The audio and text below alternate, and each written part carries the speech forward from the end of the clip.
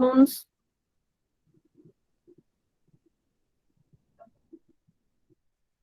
Vamos lá. Então, hoje, dia 28/5, os alunos estão dormindo.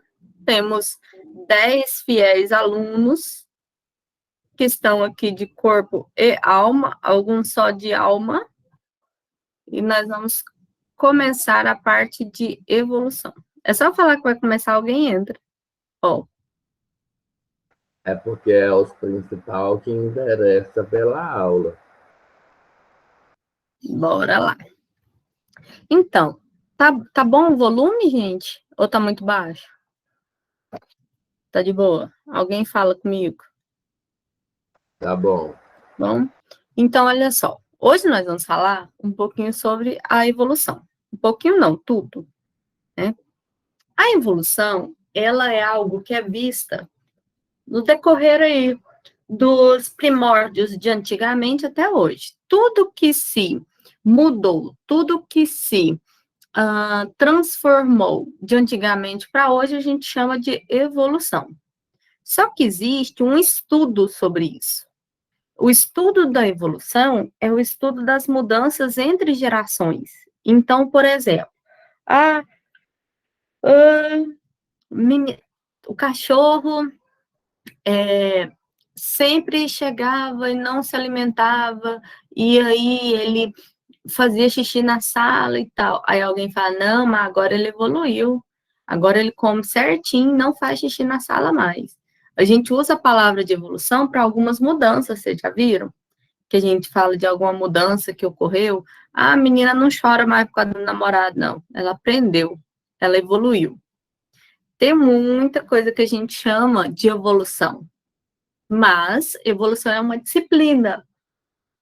Quando eu falar de evolução, vocês lembram que é uma disciplina que vai estudar as transformações, as mudanças ao longo.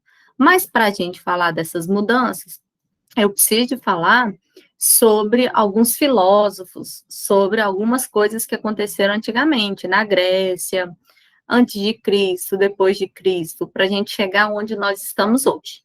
Então, a princípio, nós tínhamos uma filosofia que veio da Grécia, chamada de fixista. Fixista, olha o nome, fixo, certo? Ela apoiava que as espécies apareciam súbitas, espontaneamente. Vocês viram lá nas primeiras aulas de microbiologia desse semestre sobre a teoria da biogênese e da abiogênese. Vocês se lembram? Foi a primeira aula, eu acredito, que está na primeira atividade.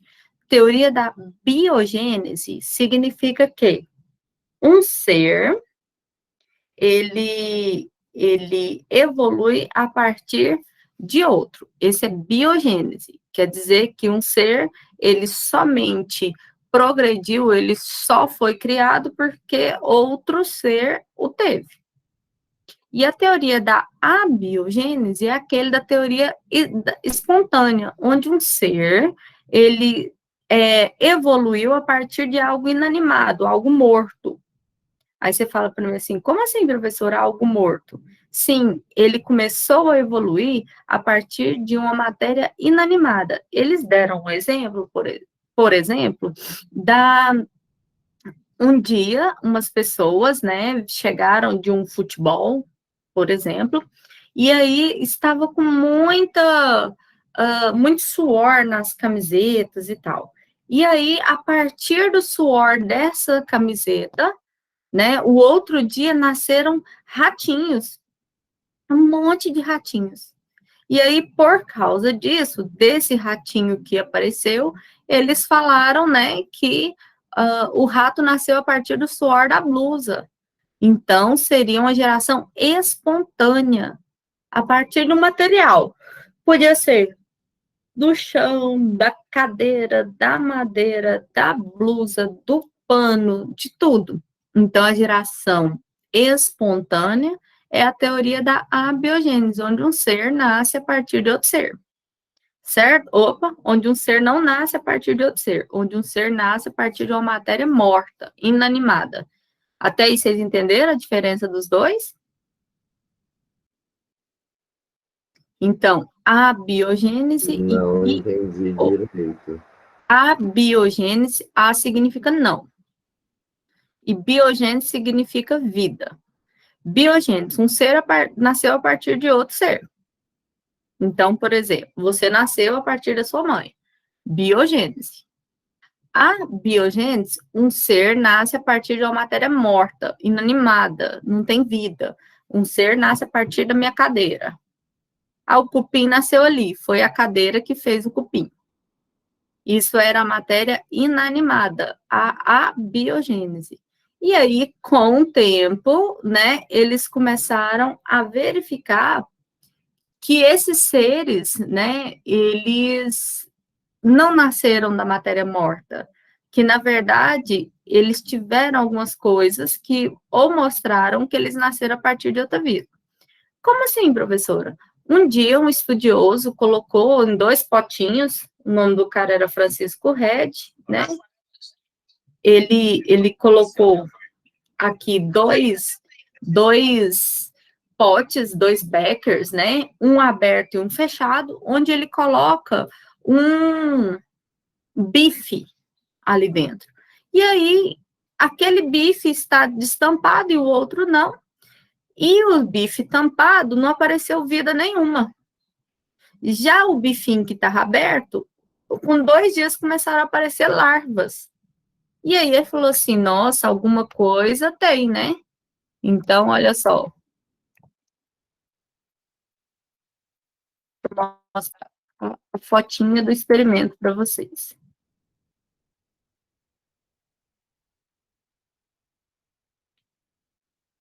Então, ele coloca o bifinho aqui no vidro aberto e o bifinho aqui no vidro fechado. E aí, no que estava aberto, várias moscas se aproximaram. E o que estava fechado, as moscas não conseguiam entrar. Alguns dias depois, no vidrinho fechado, estava normal. A carne iniciou a decomposição, mas não tinha nenhuma larva. E já no de cá, que estava aberto, estava cheio de larva. E aí eles viram que as larvas não nasceram da carne, nasceram das moscas que botaram os ovinhos lá. Se fosse na teoria da abiogênese, eles falariam que a larva nasceu a partir da carne. Mas esse experimento aqui comprovou que não foi a partir da carne, porque onde a mosca não entrou, não teve vida. Então, eles descobriram aqui a teoria da abiogênese, certo? E da biogênese. Biogênese, onde um ser nasce a partir de outro. E a biogênese, onde esse ser nasceria, né, a partir aí de uma matéria inanimada. Aí foi comprovado que não existe a teoria da abiogênese. Mas a galera, a princípio, até ocorrer isso aí, eles ainda achavam. Deu para entender agora, Leandro? Sim, obrigado. Deu? Então, anota aí só esses 2 tópicos. Teoria da abiogênese e teoria da biogênese. Aí, teoria da abiogênese, teoria da biogênese. A abiogênese é aquela onde um ser nasce a partir de uma matéria morta, inanimada. A significa não. E bio significa vida, biogênese, onde um ser nasce a partir de outro ser. Certo? Só para vocês colocarem aí certinho. Deixa eu voltar aqui para o slide.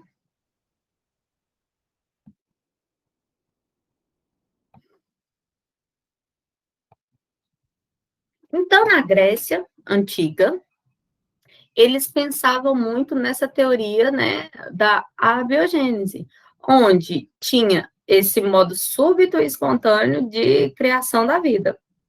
Aí, Platão, que era um dos estudiosos na época, né, ele tinha veneração pela natureza.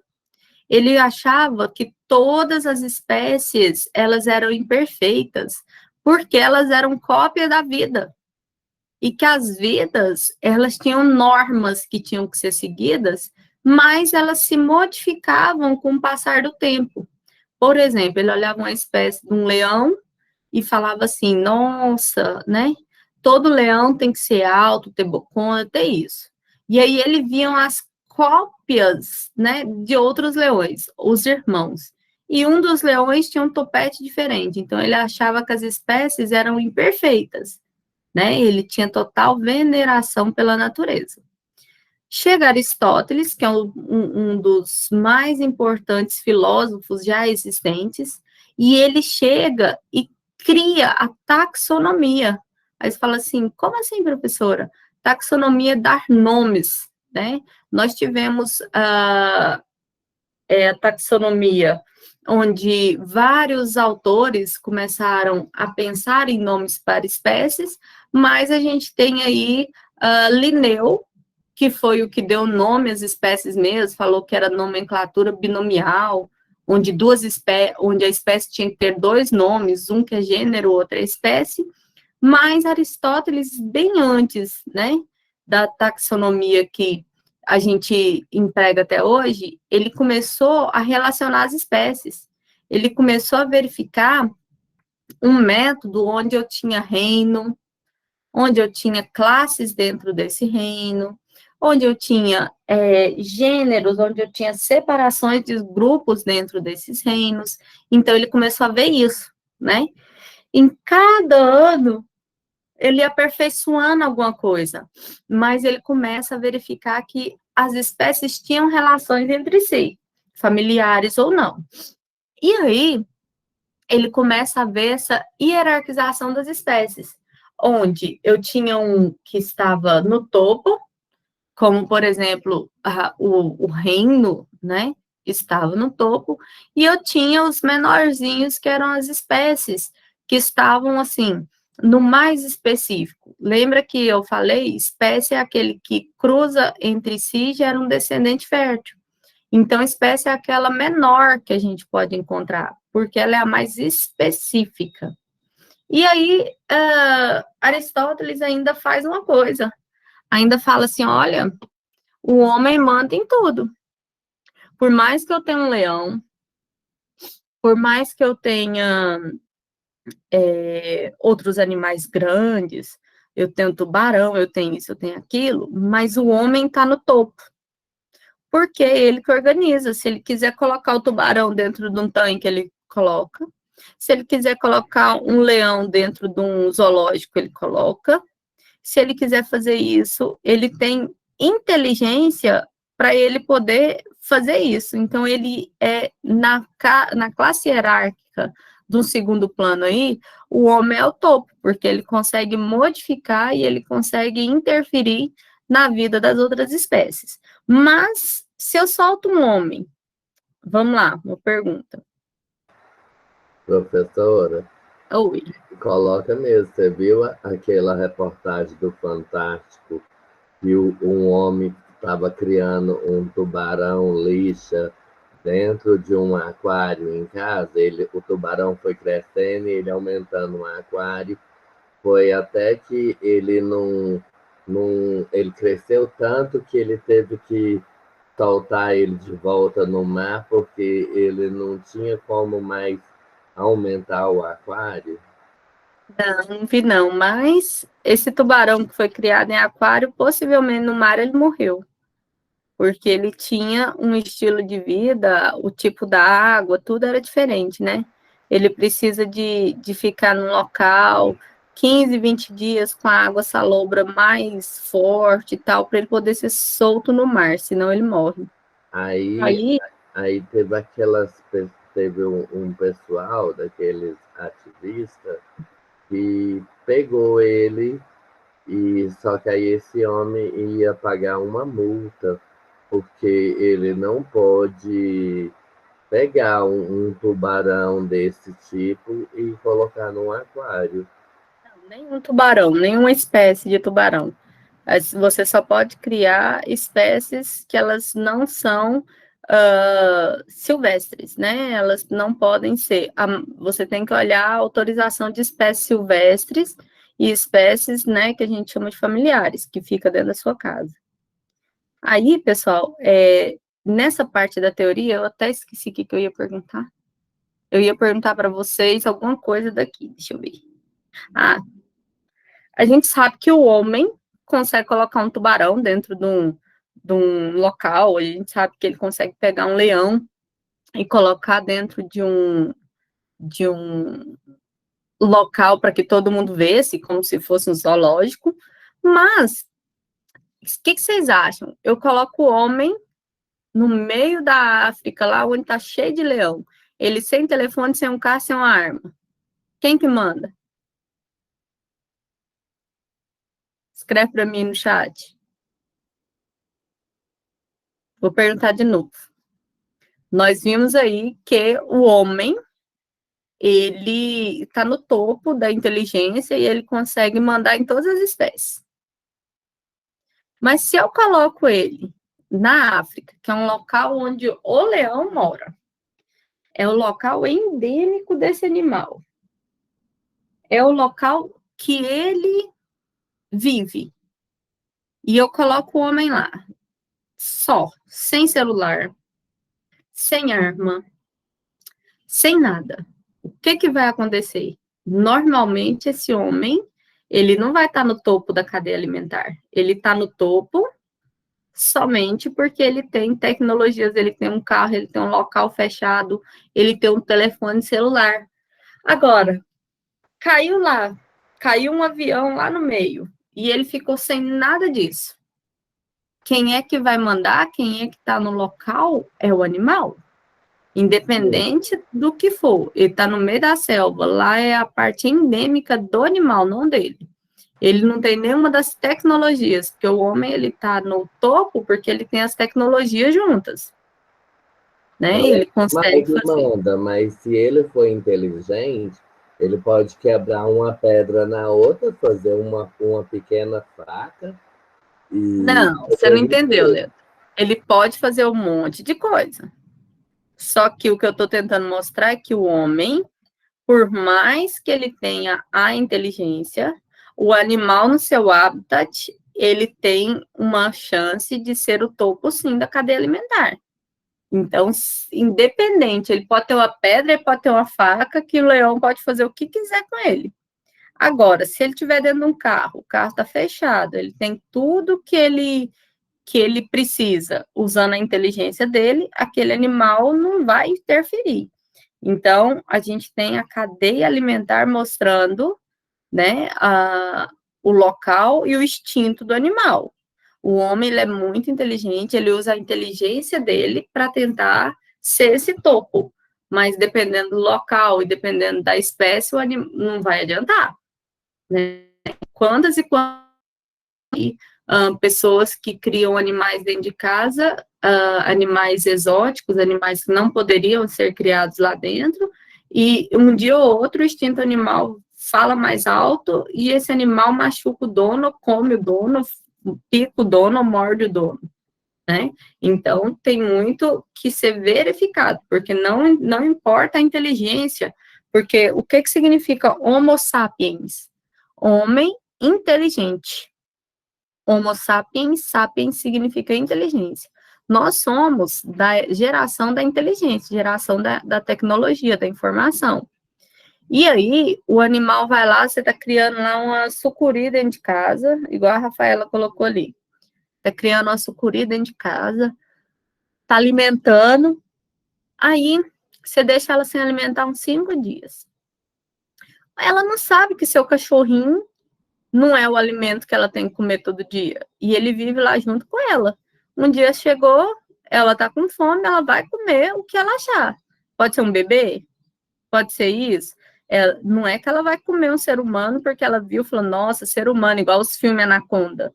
Mas ela está com fome, está 5 dias ali, o negócio mexeu, ela vai comer. Aí depois eles matam a serpente porque falaram que ela comeu o cachorro. E a culpa é dela. Na verdade, a culpa não é de quem colocou ela dentro de casa, quem não deu comida, já que ela está fechada. Que ela, no meio ambiente, já vai procurar a comida dela, né? Então, tem que pensar muito isso. A teoria da evolução, ela também aborda a nossa evolução com os animais, certo? E aí, Aristóteles, então, ele começou a estudar e ele viu que, num segundo plano, o homem estava no topo, né, da organização aí das espécies. E aí, Empedocles, que era um outro, né, ele começa a verificar que as espécies surgiam por geração espontânea. Tanto que ele viu que alguns permaneciam e multiplicavam. Ele começava a ver isso aqui, geração espontânea, gente, que é a biogênese ainda, né? Eles começavam a ver isso. Aí, quando a gente chega na Idade Média, a crença onde Deus era um criador do universo, do criacionismo, né? Só Deus era o criador do universo, era um ser divino que estava no segundo plano, que a gente não via, mas sabia-se da existência de Deus. Aí começaram a ter preocupações aí de várias formas, porque vieram outras religiões, né? Então começou a existir a Reforma Protestante, onde eles protestavam contra isso. Eles começaram a interpretar a Bíblia de outra forma.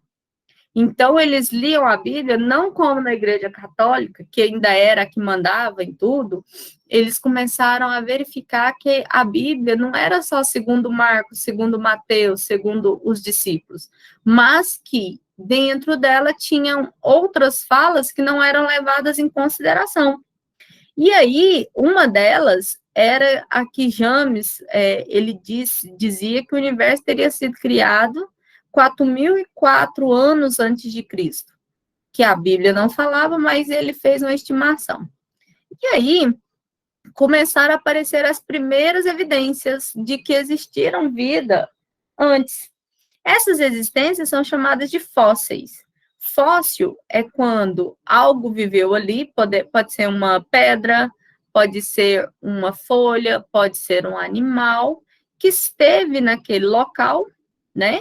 E aí morreu e com o tempo ele teve uma decomposição ou, né, outro material ficou em volta dele, a terra cobriu e tal, e a partir de vários anos foram encontrados esses fósseis, né?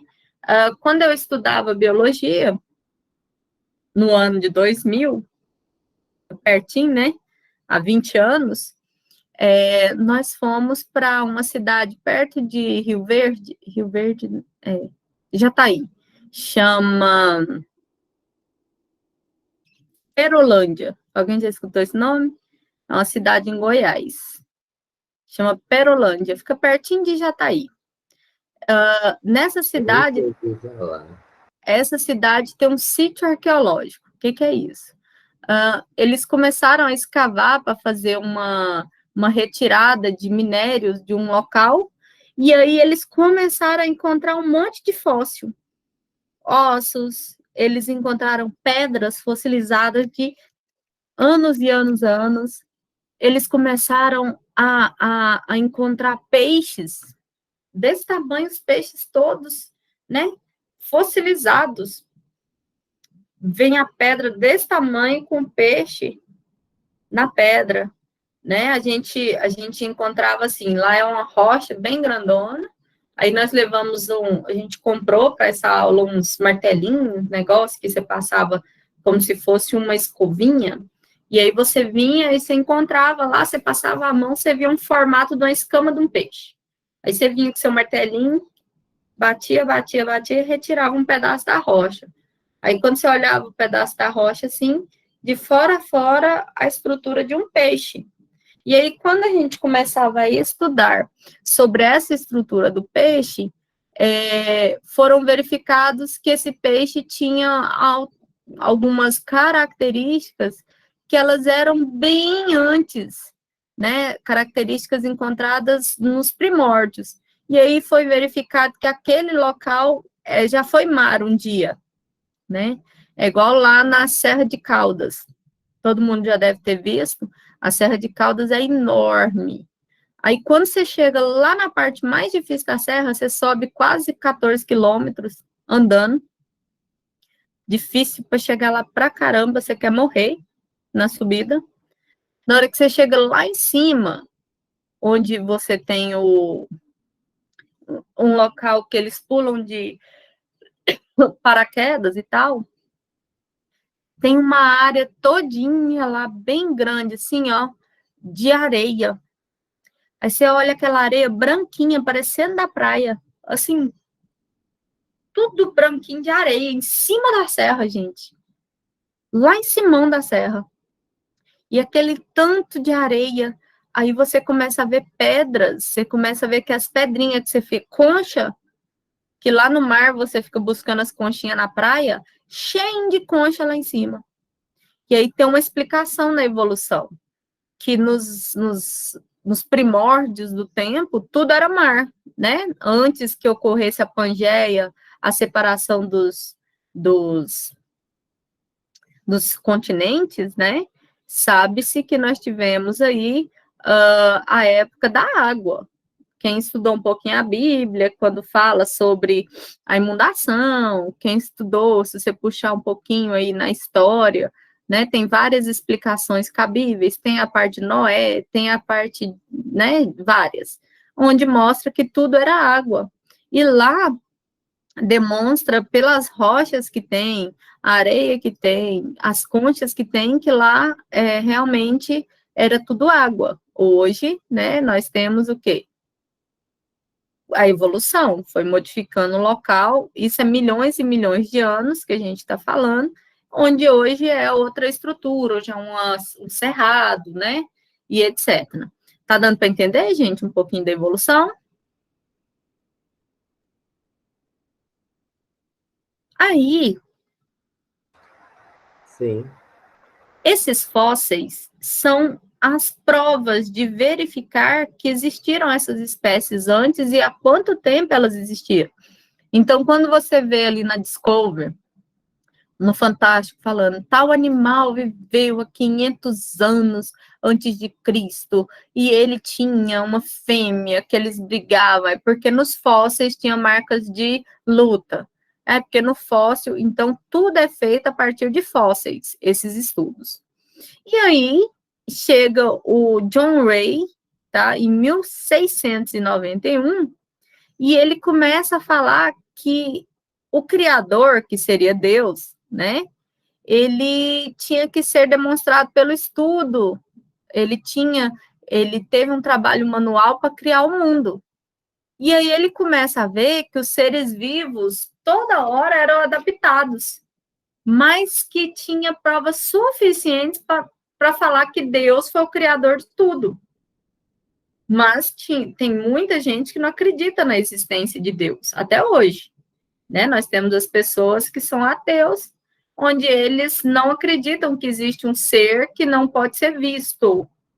Porque Deus, ele é um ser supremo que a gente não pode ver, a gente pode sentir. Ele é onipresente e onipotente, ele está em todos os lugares, certo? E ele consegue estar em todos os lugares e ele pode ser onipresente e onipotente. Beleza, isso desde os primórdios da humanidade se sente. Mas tem outras religiões hoje, mas antigamente não era chamado de religiões, era de teorias, onde a existência de Deus era algo muito discutido, até hoje é. Onde não seria ele, né, o ser supremo, não seria ele o criador do universo. Então, até hoje tem várias brigas nessa parte da teoria da evolução. Mas até então, né, eles começaram a ver que a revolução começou a acontecer, porque teve um criador de universo e as espécies começaram a se evoluir ao longo do tempo. Em 1691, William Paley criou o relógio. Então, eles começaram a ter o tempo. Eles começaram a ver o tempo a partir das estruturas. Eles começaram a ver que esse tempo era muito importante. Eles começaram a verificar que, olha, se existe o tempo de acordo com o Sol, ele fez de acordo com a Lua, de acordo com que o Sol vinha, de acordo com o que era visível pelas marés e etc. Então, quer dizer que nós temos dias, dia, noite, dia, nós temos um período que a gente vive que quando ele vai passando, a gente vai ficando mais velho. E aí ele conseguiu criar o relógio. Essa evolução, né, ela começa a ser esclarecida quando entra Linneu. Linneu, vocês já estudaram muito na biologia lá na escola. Ele faz a classificação binomial, onde o nome de uma espécie tem que ser gênero, uma espécie. Por exemplo, Homo sapiens. Primeiro nome é gênero, segundo nome é espécie. Homo sapiens. Só que a espécie sempre tem que ser falada com os dois nomes juntos. Homo sapiens. Independente se é gênero mais espécie. Então, Linneu, ele era muito adepto, né, à origem divina, onde todos os seres foram criados a partir de Deus. Então, ele não aceitou, né, a hipótese de que as espécies não eram criadas por Deus.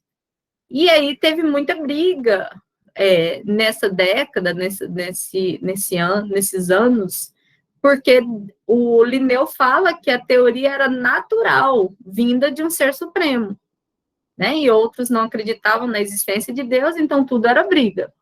E aí ele começa a ver, da geração espontânea, que é a biogênese, ele começa a ver aí a formação do primeiro ser vivo, e eles começam a ver que alguns micro-organismos, eles não eram espontâneos, que eles precisavam de uma intervenção. Aí é aquela história, quem nasceu primeiro, o ovo ou a galinha? Vamos lá, quem nasceu primeiro, o ovo ou a galinha? Sei não. Meninos, o ovo. Mas Rafa, como por que o nasceu ovo? o ovo e depois e a galinha? Galinha, o ovo. Vamos lá. No estudo, o ovo vem primeiro que a galinha, porque a galinha ela veio a partir da evolução dos dinossauros. Existia um dinossauro que era ave. Alguém lembra o nome dele? Para quem já assistiu filmes? Pterodáctilo? Pterodáctilo. T-Rex não, doido. T-Rex é o grandão. É réptil. Né? O T-Rex parece um jacarezão e tal. Mas tinha um que voava, que era o pterodáctilo, né? E aí, sim, todos os dinossauros, entenderam? Todos. Mas tínhamos um que voava. Deixa eu... Será que eu dou conta de escrever ele certo? Pterodáctilo. Não vai ser assim? É, escrevi quase certo.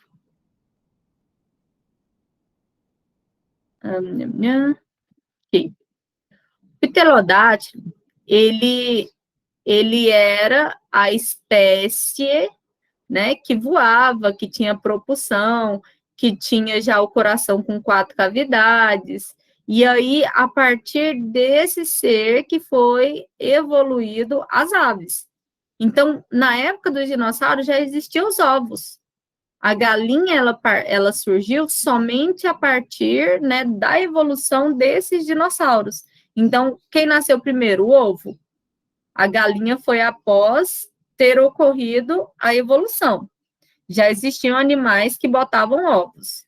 Agora, se eu estiver falando para o nascimento da galinha, quem existia primeiro bem era o ovo, porque o ovo veio a partir de alguém que evoluiu para virar a galinha.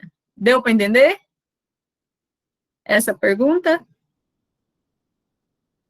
Professora, mas quem que botou o ovo? Um ser que evoluiu para a galinha. Ainda não era ela, né? Então, assim, essa é a explicação mais científica. Mas tem 1 milhão de explicações. Por isso que todo mundo ainda tem essas perguntas, né? Mas na evolução, nós evoluímos de algo. Uma coisa muito importante que a gente vai ver na evolução agorinha é aquela fotinha do macaquinho, macaquinho, macaquinho que vira homem, né? Que a gente vai falar sobre aquilo, certo? O que que virou a bagunça na sua cabeça, Carol? Vamos lá. A galinha. Mas eu estou entendendo a matéria. A galinha, ela evoluiu do dinossauro. Os dinossauros já botavam ovos, qualquer um deles, porque a gente tem répteis que botam ovos, né? O ovíparo. Nós temos ovíparo e ovovivíparo. E aí, o ovo já existia. Mas como que nasceu uma galinha de um ovo de um dinossauro? Evolução. Ele vai evoluindo. Qual era o dinossauro que botava o ovo mais próximo da espécie da galinha? Pterodátilo. Então, nós já tínhamos uma ave, a gente já tinha um ser que voava, já tinha um ser que botava ovinho, já tinha um ser que botava os passarinhos, que não era pássaro. Até que eles evoluíram em vários pássaros, assim como a galinha, em várias aves, certo? Mas a galinha, ela não voa, como nos outros, né? A gente vê, ela tem asas, mas ela não tem propulsão. Então, são partes da evolução. Por que ela não voa como um passarinho normal? Então, são partes da evolução que são diferentes entre as espécies. Aí, nós tivemos aí, né, um comitê que começaram a abordar o mundo animal, onde Linneu fala que se existe um plano único, que é onde nós vivemos, não tem esperança da gente descobrir coisas novas.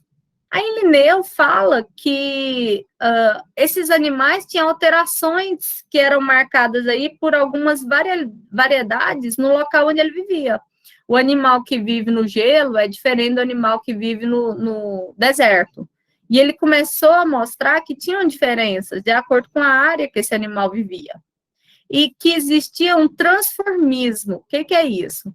Que eram situações que o clima e a alimentação interferiam na evolução daquele animal. Se eu não tenho comida, aquele animal começa a comer outras coisas que não era o que ele comia antigamente. Se eu não tenho um local, se eu só tenho um local frio, o animal começa a ter adaptações para viver no frio. E aí eles começaram a estudar isso. Mas até então, né, eles ainda pensavam na geração espontânea. Quando a gente chega na fase aí de 1800, mais ou menos, né, começou a desenvolver algumas teorias de transformação, onde eles começaram a ver que os ancestrais, né, tinham características mais próximas dos novos. Como assim, professora? Eles começaram a ver que eu tenho característica próxima do meu pai, da minha mãe, do meu avô, do outro. Isso aqui nas espécies. Só que ainda não se sabia sobre a genética. Mendel ainda não existia nessa fase, certo? Então, eles começaram a ver que eu tinha escalas muito próximas para a criação da raça humana. E aí, chega Darwin e chega Lamarck, em pontos opostos do mundo. Darwin vivia num local, Lamarck vivia no outro, os dois não se conheciam. E aí, Darwin, ele lança um livro chamado Zoonomia, que ele começa a falar que os animais tinham autonomias para viver diferentes. E Lamarck, do outro lado, lança um livro que chama Filosofia da Zoologia, que era também um estudo dos animais. E aí chega Buffon, né, que era o pai ali dessa história da zoologia, e ensina Lamarck sobre isso. Lamarck era um discípulo do Buffon. E aí Lamarck entra na Academia da Ciência, na faculdade, onde ele começa a ter um cargo, onde ele cuidava de um museu. E no museu ele estudava insetos e larvas. Quando chega no ano aí 1800, ele publica um artigo que ele vai sugerir, né, isso Lamarck, que o desenvolvimento das espécies no mundo era natural, onde um ser começava a ser originado a partir de outros. Mas aí, esse termo biologia foi criado a partir disso, onde um ser é gerado a partir de outra vida. Quando Lamarck depara com alguns problemas, porque ele chega no estudo dos fósseis e viu que alguns seres não continuavam, como, por exemplo, os dinossauros. ele começou a ver que aquele fóssil parava, que não tinha mais espécie daquelas. O pterodátilo eu não tinha mais, mas de cá eu tinha uma galinha. Aí ele começou a ver que o pterodátilo não apareceu mais, começou a aparecer agora umas aves bem pequenininhas que voavam. E aí ele começou a ver problemas nos fósseis, nessas evidências. E aí ele começou a ver que alguma coisa aconteceu, mas até então rejeitava a extinção, né? Mas eles começaram a ver que a Terra rodava, que a gente tem a rotação de acordo com o Sol. Eles começaram a ver que a matéria viva, aquele animal, ele ia ser influenciado por alteração ambiental. Está muito quente, está muito frio, se vive na água, se vive no sol. Eles começaram a ter interferências e ele viu que a transformação da Terra era muito lenta, que eu quero formar ali uma montanha, que essa transformação durava séculos, não era um mês. E aí Lamarck começou a verificar, né, a partir da geração espontânea, que algumas linhagens na evolução não estavam ocorrendo. E aí ele viu que algumas espécies se adaptavam. Então, Lamarck, ele vem com 4 leis, que são as bases da evolução. Prestem muita atenção que chegou na parte mais importante para vocês na disciplina. Lamarck começa a ver que várias forças internas modificavam os organismos, os seres, né? E ele começa a ver que alguns animais eles tinham que se adaptar para viver e que alguns órgãos do corpo desse animal eram produzidos de acordo com a necessidade que esse animal tinha para se alimentar e para viver. Então, Lamarck, ele começa a ver que alguns órgãos desenvolvia, por exemplo, na cabeça dele, a girafa tinha que pegar folhas lá no alto da árvore, então, tanto ela esticar o pescoço, ela comia lá no alto, então a girafa ficou com pescoção. Ah, porque eu não estou usando muito meu dedinho mindinho. Ia chegar um ponto que meu dedinho mindinho não ia nascer mais nas próximas gerações. Porque ele fala que os hábitos faziam com que adaptassem o nosso corpo. Então, as alterações adquiridas durante a vida daquele ser eram transmitidas de geração a geração. Olha só, presta atenção nisso. Alterações adquiridas durante a vida daquele ser transmitia de geração a geração. Então, eu pinto meu cabelo de loiro, que é uma alteração que eu fiz, e aí eu tenho um filho, meu filho vai nascer de cabelo loiro. Na cabeça do Lamarck, né? Eu tinha o princípio da hereditariedade dos caracteres adquiridos. O que é isso? Eu adquiri, meu marido é muito musculoso, tá lá na academia e tal, e a gente tem um filho. Meu filho nasce todo musculoso. Por quê? Porque tudo que ele adquiriu e eu adquiri durante a vida era passado para nossos descendentes.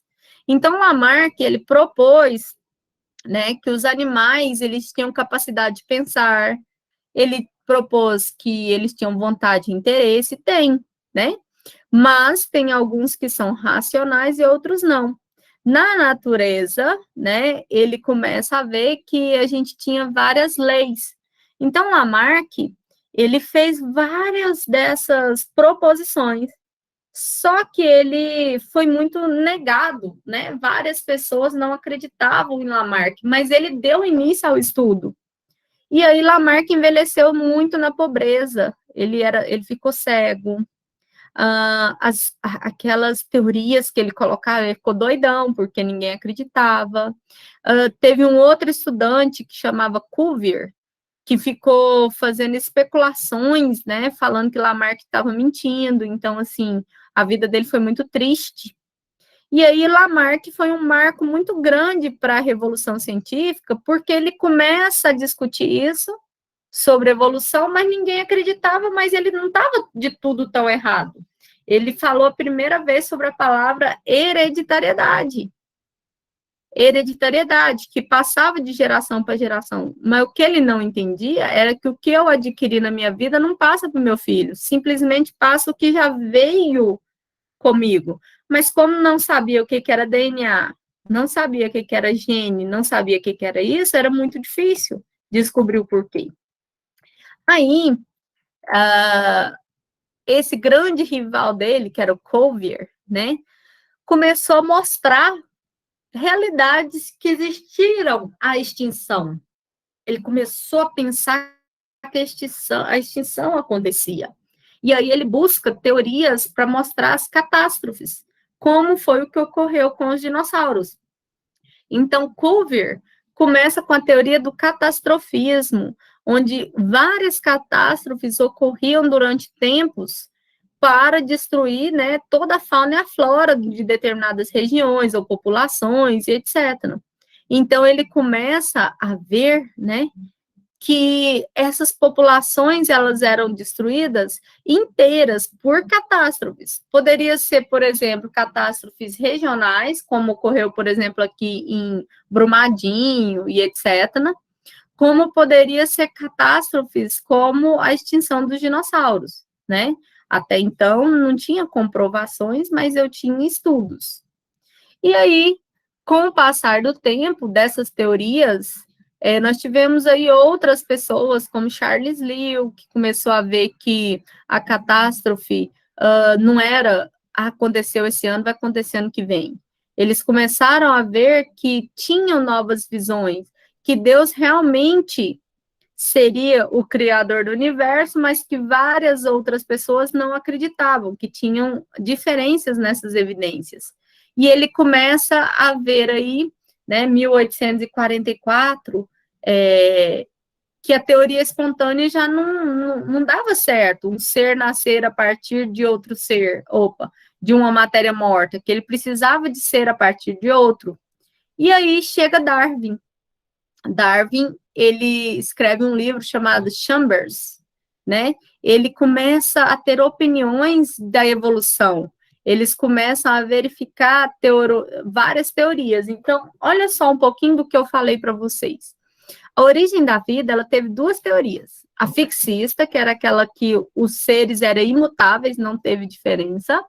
E aí ele começa a ver, dentro dele, a teoria fixista era criacionismo, que era Deus como centro do universo, foi ele que criou tudo, foi ele que fez tudo, e a geração espontânea, onde o ser nascia do nada, a partir de uma matéria morta, de um ar, de uma árvore, do que fosse. Então, essa teoria fixista foi toda a teoria da criação. Deus quis criar a larva naquilo. Então, tudo era um ser supremo, mas mesmo assim, metade da população, dos cientistas, dos estudiosos, não acreditavam na criação por Deus, como Deus ser um onipresente, onipotente, porque ele não era visto. Então, a ciência só trabalhava com o que era visto, e Deus nunca foi visto. Eu tenho a história de vida de Jesus. Eu tenho concreto onde Jesus nasceu, onde Jesus morreu, onde Jesus foi enterrado. Eu tenho toda a visão de vida de Jesus, mas eu não tenho teorias ou eu tenha comprovações da existência de Deus, né? Qual que é a comprovação da existência de Deus? A Bíblia, que foi escrita por outras pessoas, mas que não é visualizado pessoalmente. Você não consegue chegar lá hoje e falar, Deus viveu aqui. Você consegue que Deus é onipresente, ele está aqui, né? Mas por isso que muitas pessoas não acreditam em Deus. Por quê? Porque ele acredita somente no que ele vê, que é a teoria fixista, né? E ele só vê aquilo. Agora, a existência de Jesus, muitos acreditam.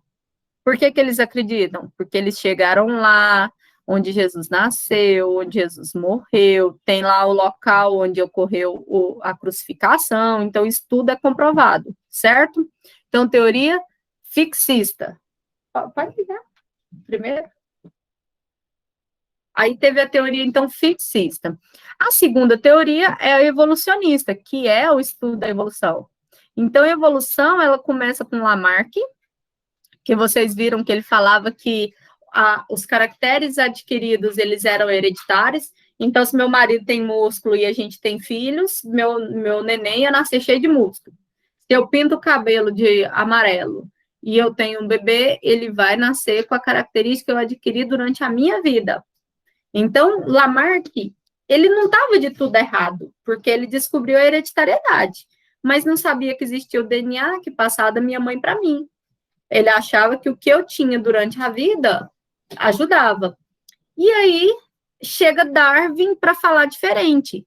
Então, Darwin chega para influenciar nisso. Darwin chega e fala assim: olha,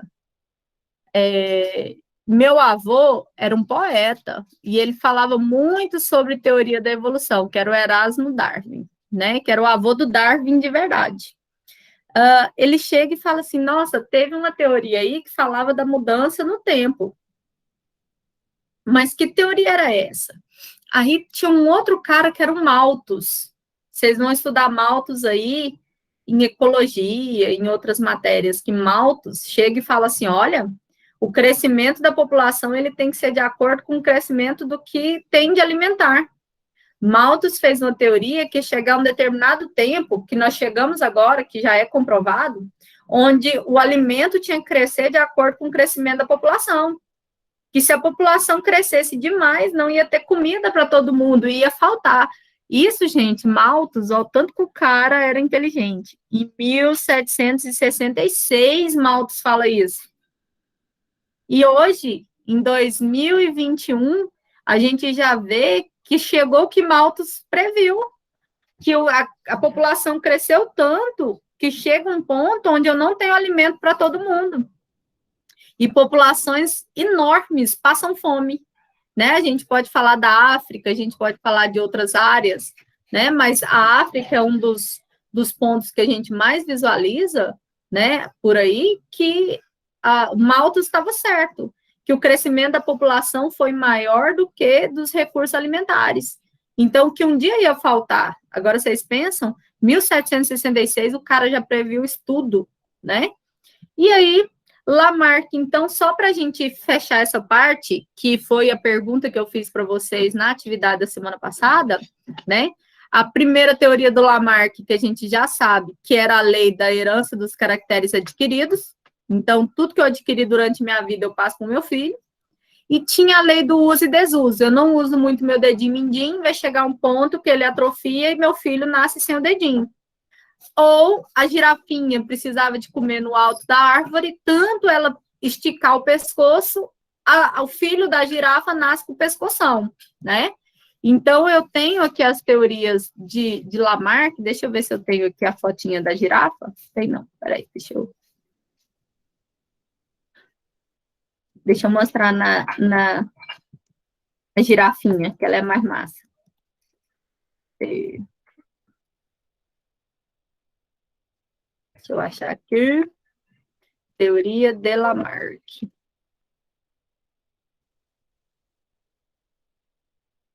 Olha só. O Lamarck falava que essa girafinha aqui, tanto ela tentar pegar as folhas aqui no alto da árvore, ela esticou aqui o pescoço, que chegou um ponto que ela pegava, né, a folha e ela sobreviveu por isso, porque o pescoço dela foi adquirindo, tanto ela usar, ele conseguiu ficar esticadão, né? E aí, chega Darwin e fala assim, não, meu filho, não é isso não. Olha o que acontece. Essa girafinha aqui morreu, porque ela não tinha alimento. E a girafa que tinha um pescocinho maior, comia, então ela sobreviveu. Então, a girafinha aqui, ó, chamava de seleção natural. Os mais aptos sobreviviam. A girafinha pequena morreu e a girafa que tinha um pescocinho maior sobreviveu. Por isso que hoje eu só tenho girafa de pescoço maior. Não foi o pescoço dela que esticou, foi porque aquelas que tinham o pescoço comprido, que já nasceram de pescoço comprido, sobreviveram porque as árvores eram muito altas e as pequenininhas todas morreram. Então, Darwin professora, chega... Oi. Então, de acordo com... Até na atividade falava que eram os mais fortes sobreviveriam, né? Isso, chama lei da seleção natural. Até hoje a gente vê isso, né? Por exemplo, eu estou no meio de uma floresta. Vamos dar um exemplo, eu e meu marido. Nós estamos lá na África. O carro estragou, nós descemos, tá lá. Ele vai para academia todo dia. Ele corre não sei quantos quilômetros por dia.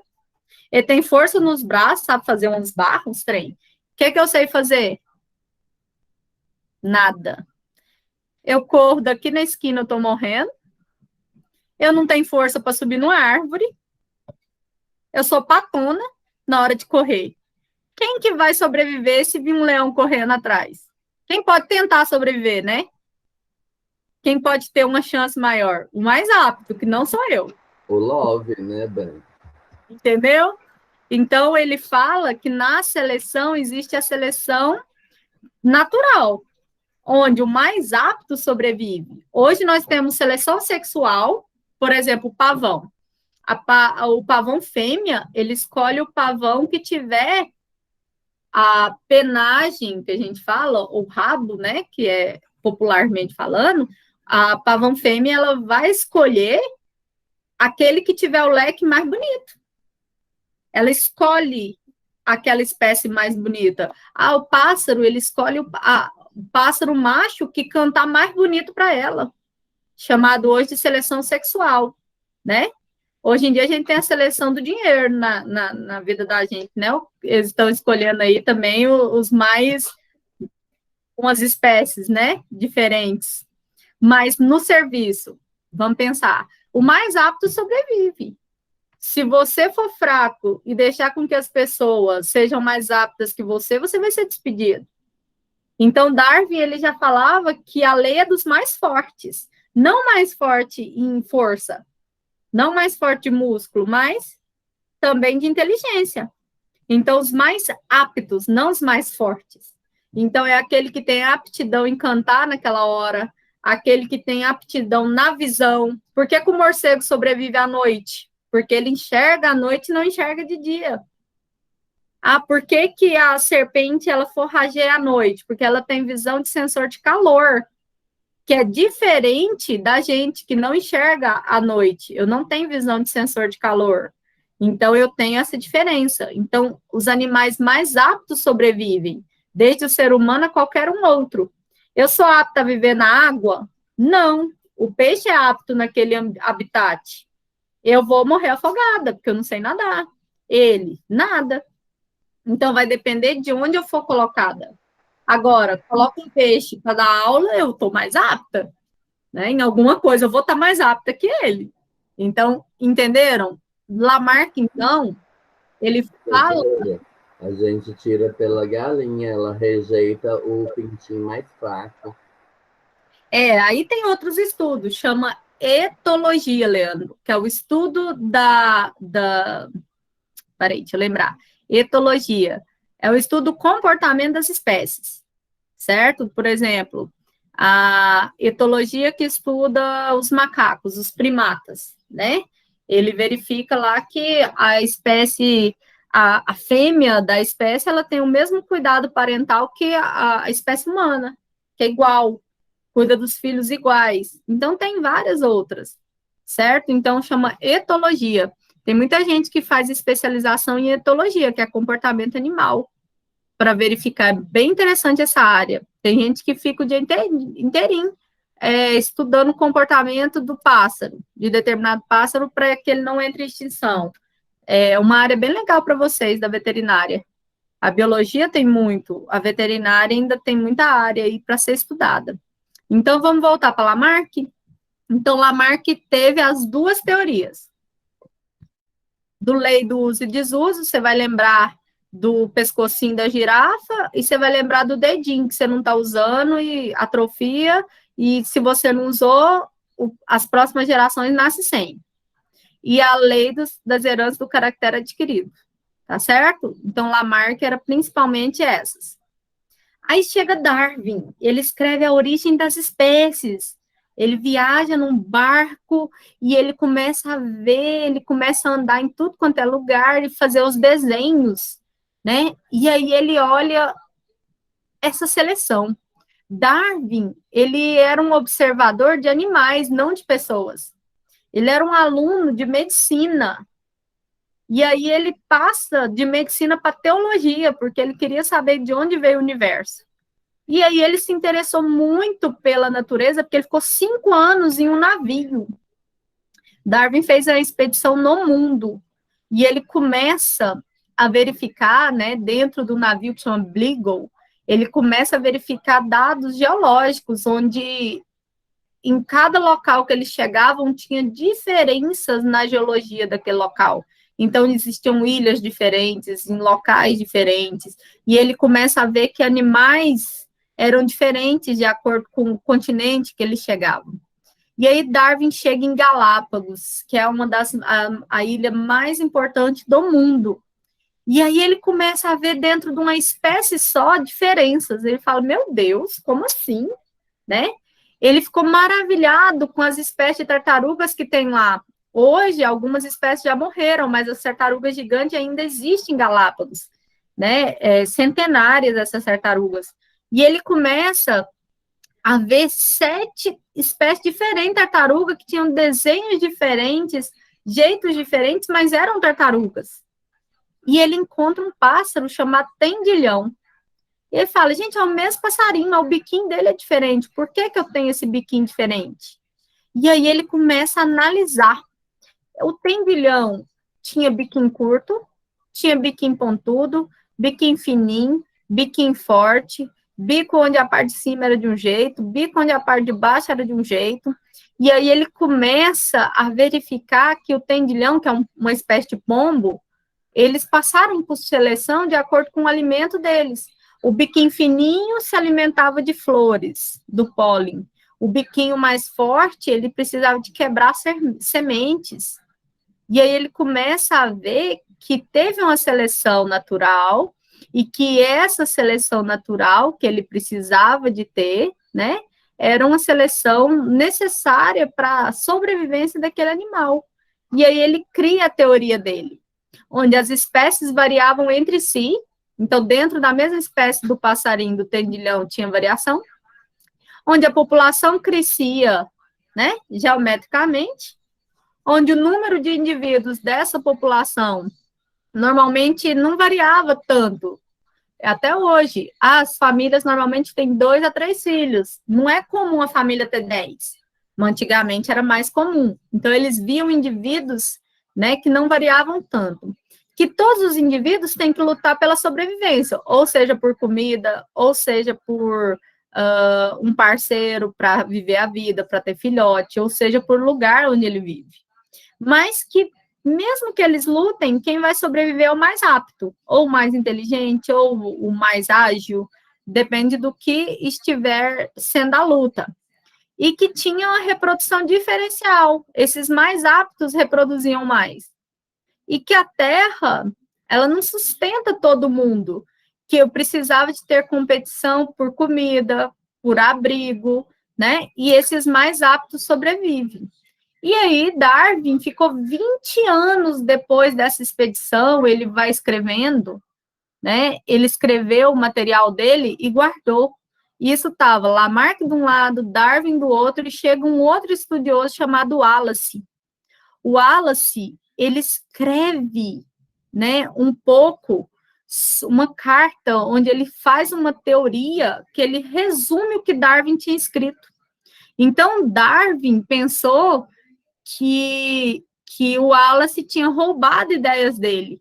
Só que o Wallace escreve na carta para ele: senti durante toda a minha vida e ainda sinto a mais sincera satisfação por ter escrito antes de mim o longo do trabalho. Então, Darwin escreveu antes de Wallace, mas o Wallace estudou sozinho sobre essa teoria. E quando ele descobre que Darwin já tinha escrito, ele manda essa carta dizendo que tinha uma admiração por Darwin e que Darwin falou antes dele. Então, por causa dessa carta, sabe que Darwin foi o precursor da evolução e não Wallace, mas que os dois descobriram simultaneamente. Darwin durante essa viagem de 5 anos e Lamarck em outro lugar, né? E aí essas teorias hoje a gente chama de Wallace e Darwin, mas Darwin, como por causa dessa carta foi dito que foi primeiro, então Darwin foi o primeiro. Então Darwin lança um livro chamado A Origem das Espécies, e aí a população inteira revolta. Por quê? Porque Darwin começa a questionar a igreja. Ele começa a mudar algumas ideias da Bíblia pela evolução das espécies, né? Então, ele começa a ver a teoria de Darwin, que a seleção ocorria, a seleção natural ocorria, onde o mais apto sobreviveu. Então, Darwin e Lamarck, um complementou a ideia do outro. Se Lamarck falava que a lei dos caracteres eram hereditários, e ele achava que tinha uso e desuso, chega Darwin e fala assim, não, existe sim hereditariedade, mas eu tenho mudança dentro da mesma espécie, não é fixo, e outra coisa que acontece é que o mais apto vai sobreviver, e que esse caractere é passado de uma geração para outra, mas eu não sei o porquê, porque até então Mendel não existiu, genética não entrou, né? E aí, dentro disso, chega em 1822, Mendel. Aí Mendel chega e fala assim, opa, tem umas ervilhas ali, a ervilhinha amarela com a ervilhinha verde misturou e deu ervilha verde e amarela, então alguma coisa está acontecendo. E aí ele começa a fazer o estudo e viu que tinha sim esses caracteres, que tinha sim hereditariedade, e que isso era chamado de gene, que era a porção do DNA que passava essas características. Então, quando Mendel chega com a ideia da genética, ele chega e fala assim, opa, Lamarck não estava muito errado e Darwin não estava nada errado. Só que como eles não sabiam que existia o gene, era difícil eles falar que existia hereditariedade. E aí Mendel conclui, né, que tinha, sim, descendentes, que tinham combinação de gene da mãe e do pai, que uma espécie tinha caracteres que vinham da mãe e do pai, que a mesma espécie tinha características de geração lá atrás, né? Então, Mendel começa a ver que tinha espécies chamadas de independentes, e Mendel ajuda nisso, porque ele salta a evolução, porque ele vê que existem mutações genéticas dentro de uma mesma espécie, ele vê que tem a herança dos caracteres adquiridos, que veio do meu pai e da minha mãe, mas que isso tudo vinha a partir da genética. Então, os trabalhos de Mendel, eles chegaram em 1900 depois de Darwin, né? Aí tiveram outros autores que vieram falando, né, sobre várias coisas, o Fischer e tal, e aí existe uma teoria chamada neodarwinismo, onde mistura Mendel, a herança de Mendel, com Darwin. Se Darwin diz que a seleção das espécies era natural, onde o mais apto sobrevive, e Mendel já tinha descoberto que essa hereditariedade ela passa devido ao gene, então surge a nova teoria, que é a que a gente tem até hoje, que é o neodarwinismo, que é a genética junto com Darwin, com a lei da seleção natural. Então, eles começaram a fazer estudos em laboratórios, em populações, em campo, e ocorre a síntese da evolução moderna, onde começa a ver que as espécies eram combinadas, que eu tinha seleção natural, que eu tinha herança biológica do meu pai e da minha mãe, né? Onde eu tinha variação dentro de uma mesma espécie. Se eu chego lá na Antártida, e se eu chego lá no Brasil, eu tenho variação dentro da espécie, porque isso muda de acordo, eu tenho uma variabilidade genética que era muito importante, e então vários estudiosos começaram a estudar, esses biólogos começaram a estudar sobre as mutações que derivava a mesma espécie a ter diferenças, que essas espécies não eram totalmente iguais. E aí eles começaram a ver que tinha o habitat que influenciava, o tempo, né, a sazonalidade que influenciava, o estilo de vida, que é a etologia que eu falei para vocês, ó, o estilo de vida influenciava na espécie, a incompatibilidade de gametas, tipo, não era da mesma espécie, então não tinha filhotinho. E eles começaram a estudar cada uma, né, dessas publicações, juntando que Mendel descobriu que era o DNA.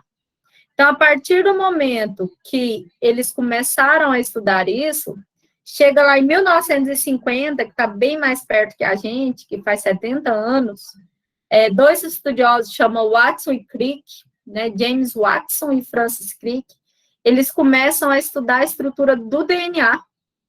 e eles descobriram que o DNA tinha uma fita dupla, e que o RNA era uma só. Aí, nesse momento, eles começam a ver que o DNA tinha genes. E o gene que Mendel falou lá atrás, tinham bases, que é adenina, timina, citosina e guanina. E essas bases eram responsáveis por um sequenciamento genético. Hoje eu consigo descobrir uma vacina, uma doença, um medicamento, porque eu tenho um sequenciamento que veio dali, né? Hoje eu sei que determinada doença, ela é, por exemplo, a síndrome de Down, é a trissomia do cromossomo 21. Hoje eu sei disso porque ela foi feito um sequenciamento da doença, onde descobriram que lá no 21 tinha problema, tinha 3 cromossomos, mas foi devido ao Watson e o Crick, né, que eles começaram a descobrir a fita de DNA, onde de um lado da fita eu tinha as bases púricas e as pirimídicas, então eu tenho guanina, citosina, timina, ademina, citosina, guanina, ademina, timina, onde essas bases transformavam em outra fita, ó, elas conseguiam se duplicar. E aí eles começaram a descobrir o que é fenótipo e genótipo, né, que Mendel já havia falado, e eles começaram a estudar muito sobre isso, né, e começaram a verificar que a população, ela tinha frequências aí de variações, e que tudo tinha a ver com a nossa seleção natural.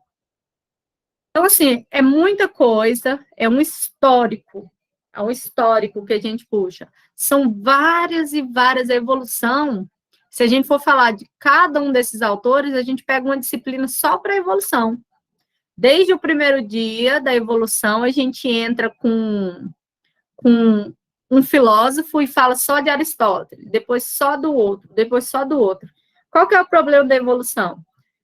Durante séculos eles acreditam numa coisa. Aí passa aquele século todinho que eles estão acreditando naquilo, chega um outro estudioso e comprova que não tem nada daquilo mais. Aí chega um outro estudioso e fala, não, tem sim, tem sim.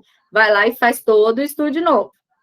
Aí chega outro estudioso e fala, não, aquele primeiro estava certo, o segundo que está errado. Então, a evolução, com o passar do tempo, ela vai demonstrando características aí que são muito importantes durante a vida daquele indivíduo.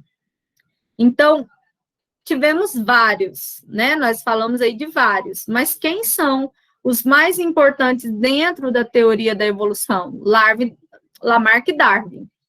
Lamarck, então, com as duas faces da teoria dele, né, principais, porque tem mais de 10, mas as principais é a lei do uso e desuso, que a gente vai ter o exemplo da girafa e vai ter o exemplo do órgão que não é muito usado, que a próxima geração já poderia nascer sem, certo?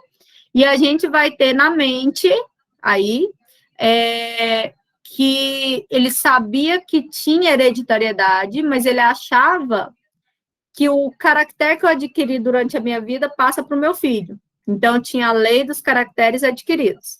Então, nós temos aí os dois juntos, certo? Então, Darwin chega depois de Lamarck e fala assim, não, tem hereditariedade sim, mas não é passado durante a vida, é passado de pai para filho. Mas ele não conhecia o gene, então não sabia como. Então, Lamarck fala assim, não, eu tenho sim, mas existe uma seleção dentro de cada espécie. Pode ser por comida, pode ser por local, pode ser por fêmea. Existe a seleção natural, onde um ser sobrevive quando ele é mais apto. Então, Darwin chega e fala tudo isso, que, na verdade, o pescoço da girafa ele não cresceu para ela pegar lá no alto, que, na verdade, a girafinha pequena morreu e só ficou a girafa de pescoço alto. Foi a seleção do mais apto. A girafa de pescoço comprido era mais apta a pegar o alimento do que a de pescocinho, né?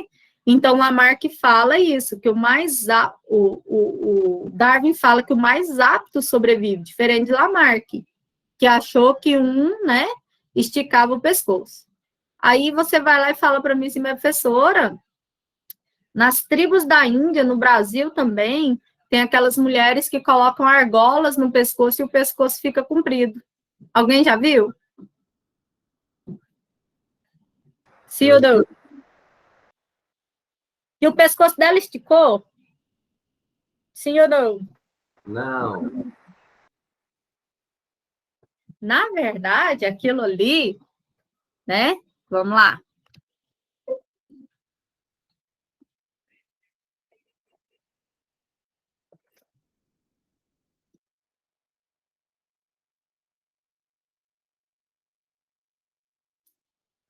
Aí como que eu vou colocar?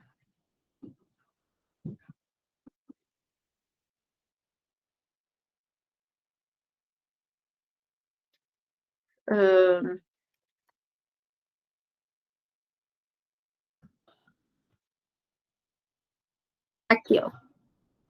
Essas mulheres aqui, elas conseguiram esticar o pescoço, sim ou não? Não. Olha só.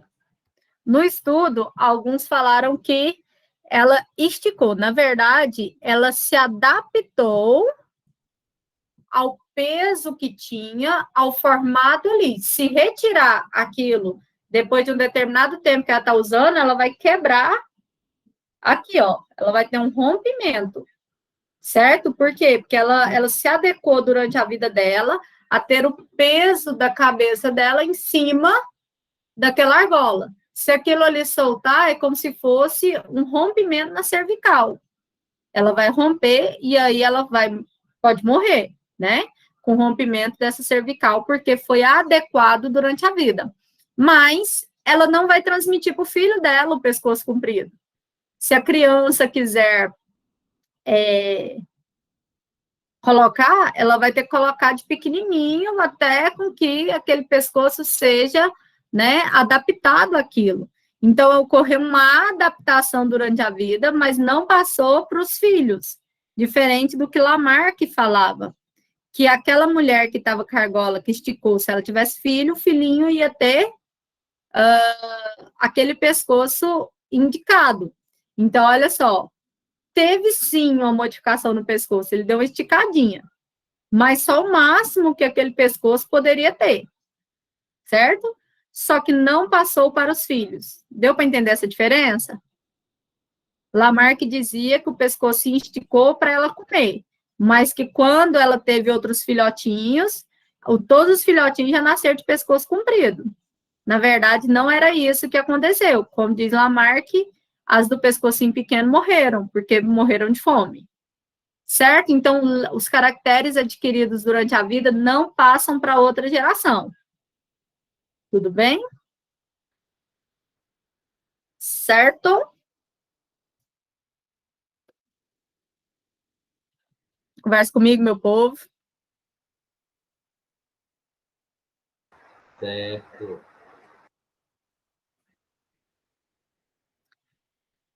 Alexandre, tem muito estudo sobre o siso. Na verdade, não é prova da evolução de Lamarck, porque Lamarck dizia que quando você não usa alguns órgãos, por exemplo, eu não estou usando o meu dedinho mindinho, que o meu filho vai nascer sem meu dedinho mindinho. Então, Lamarck dizia lei do uso e desuso, certo? Aí ele falava que a pessoa já nasceria, o próximo, sem, sem aquele órgão. Já a questão do siso, Alexandre, é diferente. É a lei da seleção natural. Foram selecionadas espécies onde a mandíbula são menores, os locais são menores, e aí não se cabia a quantidade da dentição necessária naquela cavidade. Muitos têm o resquício do siso, mas ele não cresce devido ao tamanho da cavidade, de acordo com espécies e espécies. Mas não é uma teoria de Lamarck, do uso e desuso. Na verdade, é uma de adaptação, que é do Darwin, entendeu? Então, assim, não é do uso e desuso. Ah, não usei o siso, então meu filho nasce sem. Não é. É uma característica de adaptação. Muitas pessoas, muitas espécies, né, não têm a cavidade para nascer. Então, eu tenho resquícios do cálcio, mas eu não tenho sinal do siso. Então, é do Lamarck, o mais apto, a lei da variação das espécies.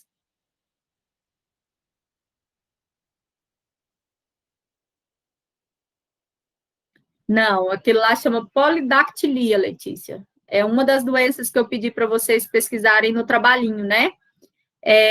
Polidactilia é um problema na hora da histologia, lá da fase de mórula, que começa a separar a criação do dedinho, onde teve uma multiplicação a mais. Aí a pessoa nasce com 6 dedinhos, né? É uma questão genética, de uma doença genética, mas é fácil, se retirar, tá beleza. Tem a cirurgia para retirada desse dedinho, que é a polidactilia. Mas tem muita gente que fala isso aí que você falou, que a pessoa nasceu porque os pais movimentavam demais e tal. Então, é tudo por terra, né? Essas teorias do Lamarck. O que Lamarck acertou foi que existia hereditariedade. Mas, Licença, professora. Sim, Letícia. Mas, assim, geralmente quem nasce com esse dedinho a mais é hereditário, vem de família. Sim, Qual como a eu te explicação falei. para isso? A doença é chamada polidactilia, está no gene da família. Entendeu? Eu vou ter o meu filho, ele vai passar de uma geração para geração. Só que nem todos vão ter. Então, pode ser um filho dentro de 7 daquele casal.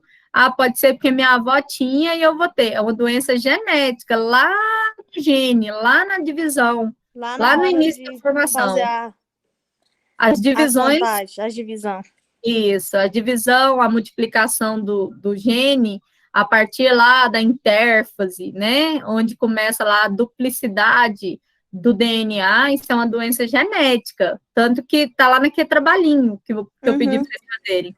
Então, a polidactilia é um dos problemas genéticos que podem aparecer, mas não é porque durante a vida e tal, é porque está no gene, tá certo? Ah, sim.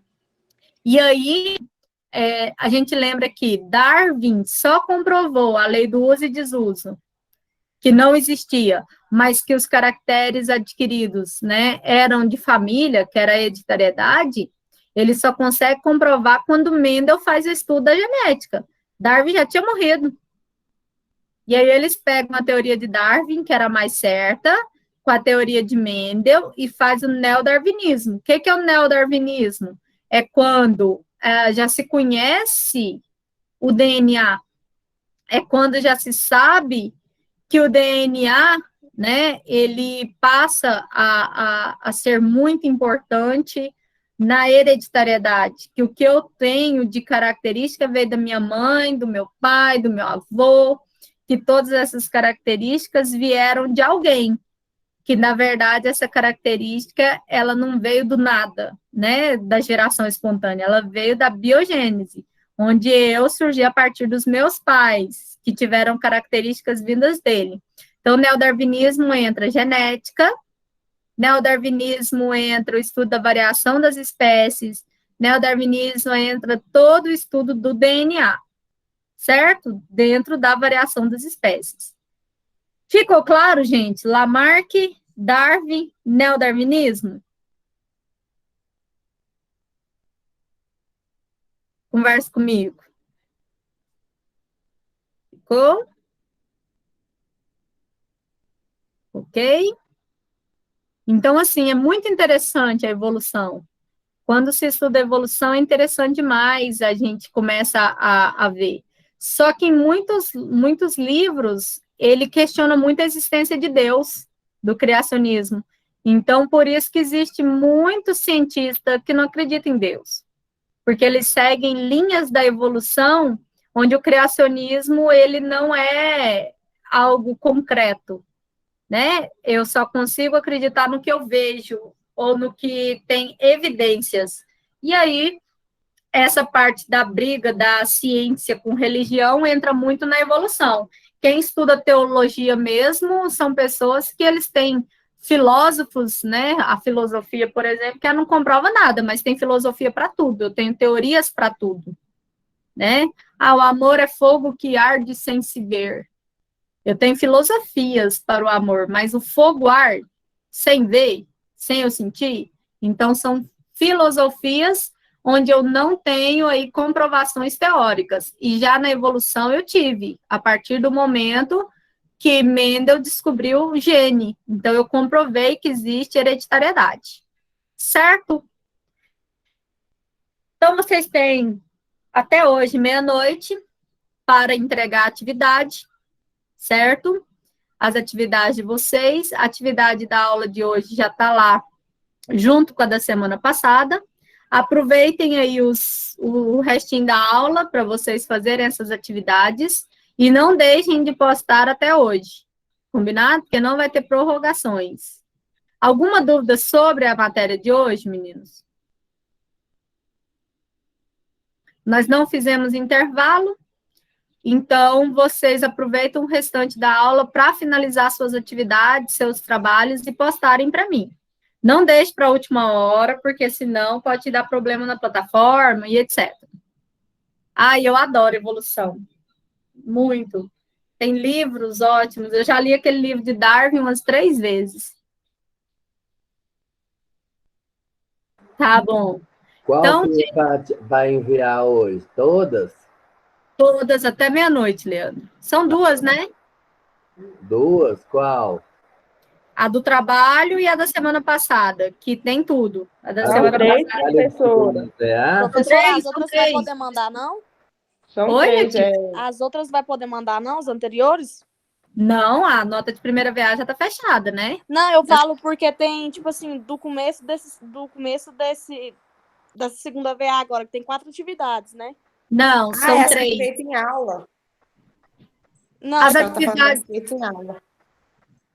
Nós fizemos uns 10 exercícios da aula. Essa não é para mandar, não. sim, Qual é mas o pra primeiro? postar na plataforma, igual genética, tem 4. Tem o trabalho, tem a das doenças e tem as 2 que você passa semana passada. Não, o trabalho é da doença, Letícia. Você Hã? está confundindo. O trabalho é a doença.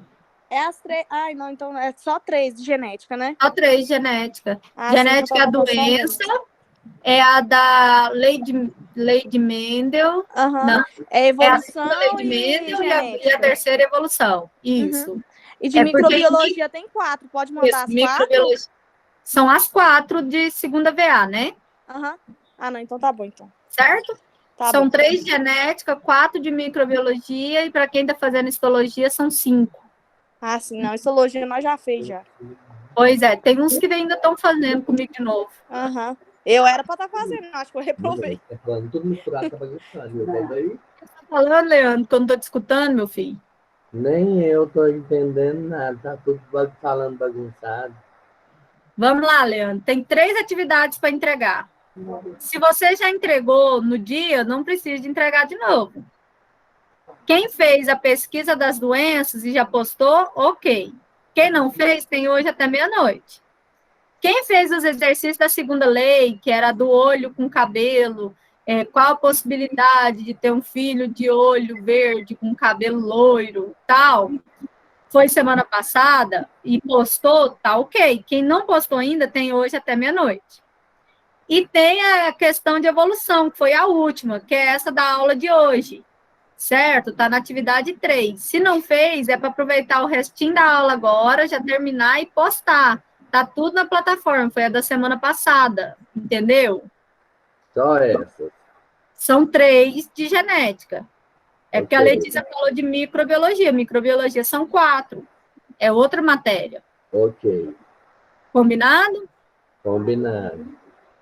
Então, qualquer dúvida que vocês tiverem, vocês mandam lá no nosso grupinho, mas aproveitem agora para finalizar as atividades, hein? Ok, Então, obrigado. beijos, bom final de semana para todos. Se cuidem, tá? Beijo, beijo.